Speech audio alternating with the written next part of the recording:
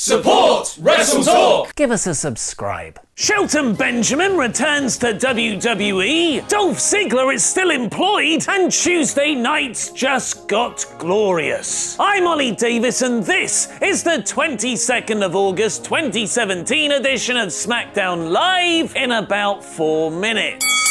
AJ Styles opened SmackDown to announce he's restarting the US Open Challenge gimmick, predictably leading Kevin Owens to answer. He was angry about a McMahon screwing a legendary Canadian in a WWE title match. Sound familiar? Shane interrupted to book yet another match between the two, but because the officiating has been across the board awful in their feud so far, Owens gets to pick the ref. Someone get me Brad Maddox on the phone. Owens had someone else in mind though, approaching Sami Zayn backstage. Although Zayn eventually rejected his offer, I hope this segment isn't forgotten about in the continuity ignoring office of WWE and is actually a long-term seed planted for the eventual Sami Owens reunion. Aiden English was interrupted by the sweetest piano intro in wrestling, the opening rumble of Bobby Roode's Glorious. The former NXT champion got an incredible reaction, and I've got to admit, my heart swelled a tad. Watching Roode walk down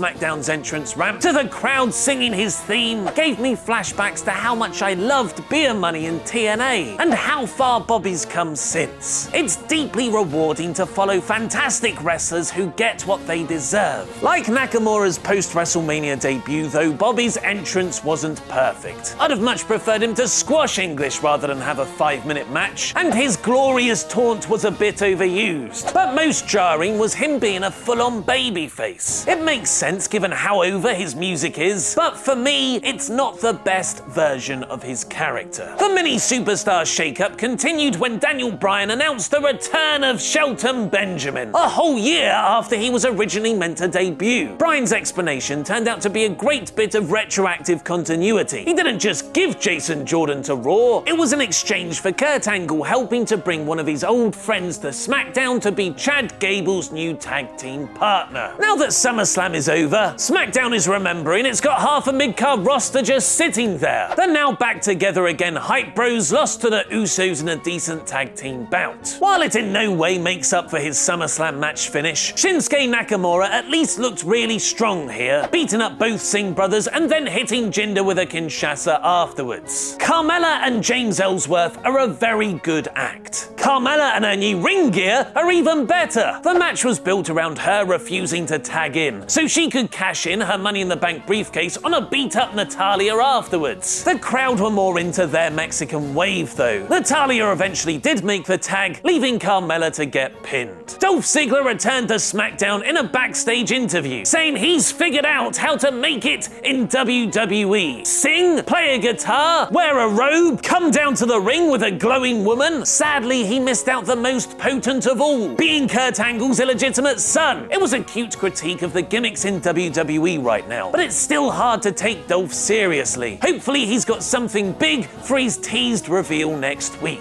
Owens eventually got Baron Corbin as his special guest referee, with the Lone Wolf demanding the first title shot if KO wins. A surprisingly smart idea from the man who stupidly lost his Money in the Bank cash-in last week. Corbin called it down the middle until he broke up a submission in KO's favor. Shane McMahon ran down to restore order and ended up as the new referee. His master plan ruined, Owens walked into a phenomenal forearm and lost the match, meaning he won't be able to challenge for the US title anymore. Which is good, because this feud has been going on for months. So that was this week's SmackDown Live in about 4 minutes. Here's the usual ratings recap from top to bottom. Smack damn, smacktastic, smack bang in the middle, Ellsworthy, and Beach Ball Zombie Mania. I'll reveal my score very shortly, but first vote in the poll above my head to give yours. I'll announce the results in tomorrow's WrestleTalk news. SmackDown's roster has suddenly become rather stacked. Bobby Roode and Shelton Benjamin have added even more star power, and Randy Orton, Rusev, Ty Dillinger, New Day, and Luke Harper weren't even featured on the show. Tuesday nights found itself bogged down with several lame duck feuds following WrestleMania, but SummerSlam has allowed for a reset. Here's hoping a repackaged Ziggler, AJ's US title open challenge, and Owens vs McMahon can carry the show forward. This week's SmackDown SmackDown is smacktastic. Several WWE stars are furious about their SummerSlam match, and Brock Lesnar versus Braun Strowman has been booked. Click the videos to the left to learn more, press subscribe, and support WrestleTalk on Patreon. I've been Ollie Davis, and that was wrestling.